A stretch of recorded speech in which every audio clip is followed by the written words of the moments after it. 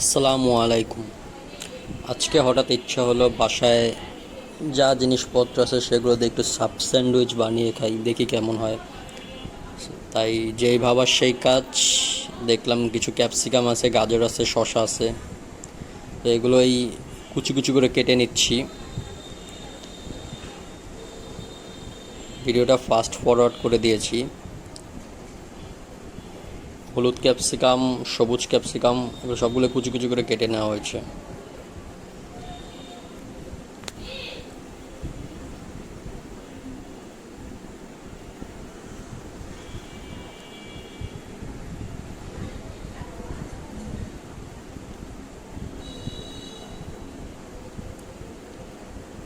ক্যাপসিকামগুলো একটু কী বলবো, ভুট্টা টাইপের হয়ে গেছে আর কি। কয়েকদিন আগে কিনেছিলাম তো, একটু ভুট্টা টাইপের হয়ে গেছে। আশা করি সমস্যা হবে না।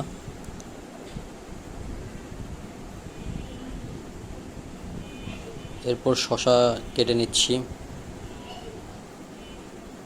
শসা কুচি কুচি করে কেটে নিচ্ছি।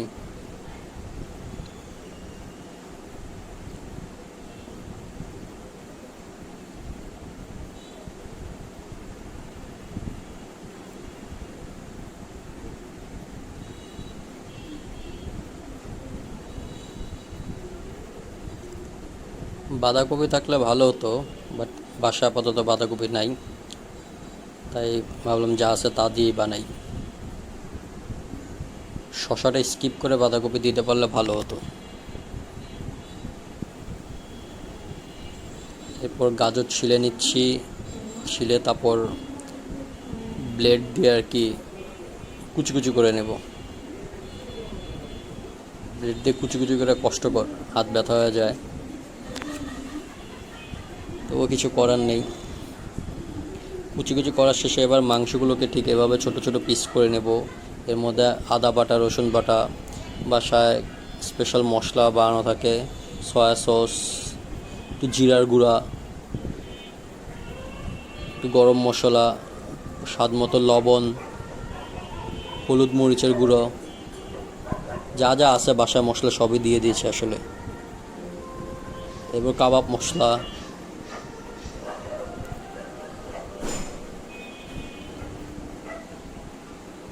বারবিকিউ মশলাও ছিল ওটাও দিয়ে দিয়েছি, আবার চাট মশলা ছিল ওটাও দিয়ে দিয়েছি। মানে বাসায় যা যত রকম মশলা আছে সব দিয়ে দিয়েছি। এরপর একটু কুচি কুচি করে কাঁচামরিচ কেটে দিলাম, জাস্ট ফ্লেভারের জন্য, একটু হালকা ঝালের জন্য। ঝাল এটা তেমন আসলে হবে না, হালকা ফ্লেভার হবে। একটু তেল দিয়ে ভালো করে মাখিয়ে নিচ্ছি, খুব ভালো করে মাখাতে হবে। মাখানোর পর এই ম্যারিনেশনটাকে ফ্রিজে রেখে দিতে হবে। একটু সসও দিয়ে দিচ্ছি, আমি ভাবছিলাম একটা দেবো, পরে দেখি বউ বললো আরেকটা দিতে, তো আরেকটা সস দিয়ে দিলাম। আমার এই ভিডিওটা একদম র ভিডিও, ওরকম এডিট পারি না বা ওরকম কিছু জানি না, তাই যেভাবে আর কি নর্মালি বানাচ্ছি ওভাবে আর কি আপলোড দিয়ে দিচ্ছি। আগে থেকে ওই যে সবজিগুলো কেটেছিলাম সেগুলো আর কি পানি ঝরতে দিয়েছি। এরপর একটা ফ্রাই প্যানে তেল দিয়ে নিয়েছি, তেল দেওয়ার পরে মাংসগুলো ভালো করে ভেজে নিচ্ছি। হালকা আমি একটু পোড়া পোড়া টাইপের করতে চাচ্ছি আর কি, একটা ফ্লেভার আসে, ফ্লেভারটা আমার ভালো লাগে। দেখুন হালকা একটু পোড়া পোড়া টাইপের হয়ে গিয়েছে। এবার মাংসগুলোকে উঠিয়ে নিচ্ছি, উঠানোর পরে সবজিগুলো এটার মধ্যে দিয়ে নিচ্ছি। দেওয়ার পর এটার মধ্যে আমি বাইরে থেকে মেয়োনিজ কিনে নিয়ে এসেছিলাম, মেয়োনিজ দিয়ে নিচ্ছি, যতটুকু খান আর কি পরিমাণ মতো আর কি। আর এর মধ্যে 2-3টা সস দিয়ে দিচ্ছি।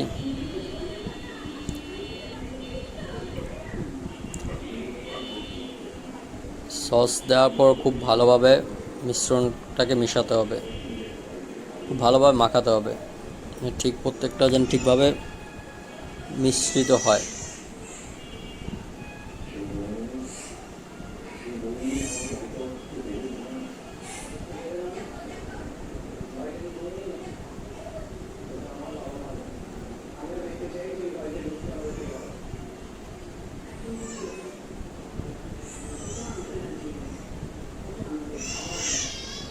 ওইদিকে আমার পিচ্ছি বাবুটা কাঁদতেছে, আর আমি এদিকে বয়স দিচ্ছি।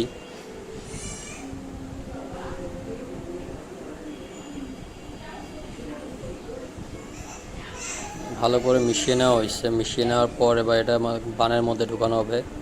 বানের মাঝখানে ঢুকানোর পর স্যান্ডউইচ মেকারে দিয়ে এভাবে মেক করে ফেললে খেতে খুব ভালো হয়েছে।